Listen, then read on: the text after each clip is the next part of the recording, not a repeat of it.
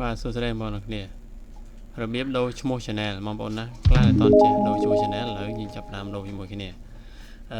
គោលបំណងនៃការផ្លាស់ប្ដូរឈ្មោះ channel គឺដោយសារតែ content ដែលយើងប្រើហ្នឹងឬក៏ដែលយើង upload ចូលក្នុង channel របស់យើងហ្នឹងពាក់ស៊ីជាមួយនឹងឈ្មោះអញ្ចឹងណាយើងចង់ដូរឈ្មោះហ្នឹងឲ្យដូចអ្វីដែលយើង content ដែលយើងធ្វើឧទាហរណ៍យើងធ្វើ content បាទនិយាយអំពីការដើរលេងតែឈ្មោះ channel របស់យើងដៃផ្សេងខុសពីអ្វីដែលផ្ដោតទៅលើ content របស់យើងអញ្ចឹងអាចធ្វើការផ្លាស់ប្ដូរបានធម្មតា YouTube គេឲ្យយើងផ្លាស់ប្ដូរក្នុងកន្លះខែ2ដងតែបើកាលណាយើងផ្លាស់ប្ដូរញឹកញាប់ពេកក៏អត់ល្អដែរធ្វើឲ្យគេចាំឈ្មោះយើង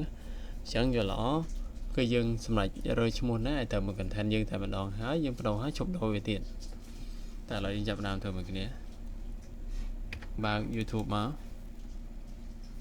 បើคลิกឬមកស្ដាប់បំផានបន្តមកទៀតបាទយើងចុចចូលទៅកាន់ speak account នេះរើស channel ដែលយើងចង់បដូរឈ្មោះឥឡូវទីឲ្យខ្ញុំចង់បដូរឈ្មោះ channel iRepairVC នេះចុចលើវាមក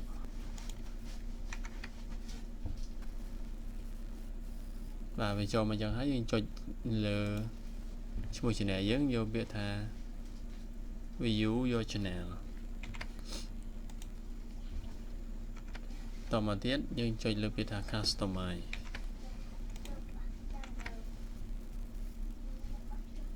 customize ហើយបងអូសមកក្រោមតិចឃើញ block name នេះយើងលុបវាឈ្មោះចាស់នឹងចោលតមកទៀតយើងដាក់ឈ្មោះថ្មីទីខ្ញុំ rename ដូរឈ្មោះវាទៅខ្មែរ IT repair វិញបាទ i repair មកខ្មែរ IT repair វិញហើយបន្លោះនេះគឺ handle name ដែលឈ្មោះដើម្បីគេ search នៅលើ YouTube ឈ្មោះ username យើងអាហ្នឹងយើងដាក់ឈ្មោះតាមមកខាងលើហ្នឹងមកខ្មែរ IT repair សតទៅបានសតុងក៏បាន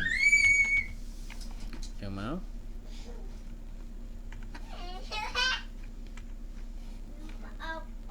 តាមមកទៀត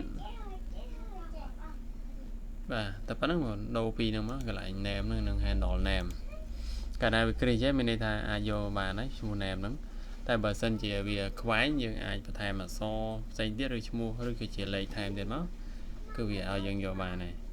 បាទក្រៅពីហ្នឹងយកមានធ្វើទៀតទេបន្តមកទៀតយើងចុចលើ publish ចុចលើ publish ហ្នឹងមក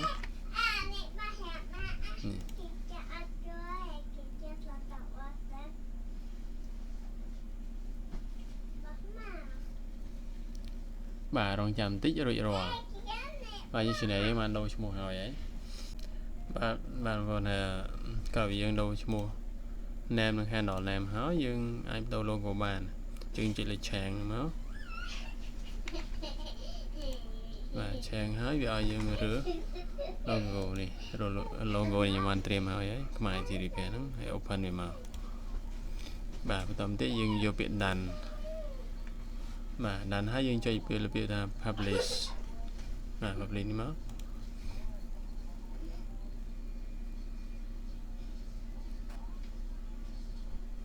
ខ្ញុំចាំបន្តិចបាទរួចរាល់ហើយអញ្ចឹងយើងចូលទៅកាន់ studio នេះវិញមកយើងបាទចូលមកខាងស្ដាំដៃនេះឃើញមាននេះដូរហើយអ្នកខ្មែរ IT repair គឺដូរ logo ហើយបាទនេះរួចរាល់ណាបាទអញ្ចឹងមានប៉ុណ្ណឹងបងប្អូនកុំភ្លេចជួយ subscribe share វីដេអូដើម្បីទទួលបាននូវវីដេអូថ្មីទៀតអរគុណ